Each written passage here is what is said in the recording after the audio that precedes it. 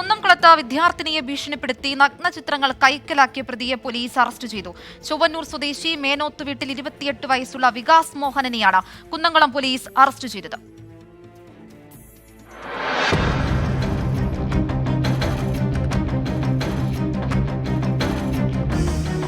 യുവാവിന്റെ അടുത്ത സുഹൃത്തായിരുന്ന പെൺകുട്ടി യുവാവിനെ വിശ്വസിച്ച് പല കാര്യങ്ങളും പറഞ്ഞിരുന്നു. പിന്നീട് യുവാവ് പെൺകുട്ടിയുടെ നഗ്നചിത്രങ്ങൾ കൈക്കലാക്കിയത്. യുവാവ് നഗ്നചിത്രങ്ങൾ കൈക്കലാക്കിയതോടെ പെൺകുട്ടി ആത്മഹത്യക്ക് ശ്രമിച്ചു.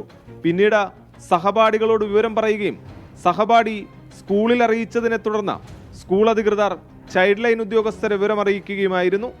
ചൈൽഡ് ലൈൻ ഉദ്യോഗസ്ഥർ കുട്ടിയോട് വിവരങ്ങൾ ചോദിച്ചറിയുകയും കുന്നംകുളം പോലീസിനോട് കേസെടുക്കാൻ നിർദ്ദേശിക്കുകയും ചെയ്തു.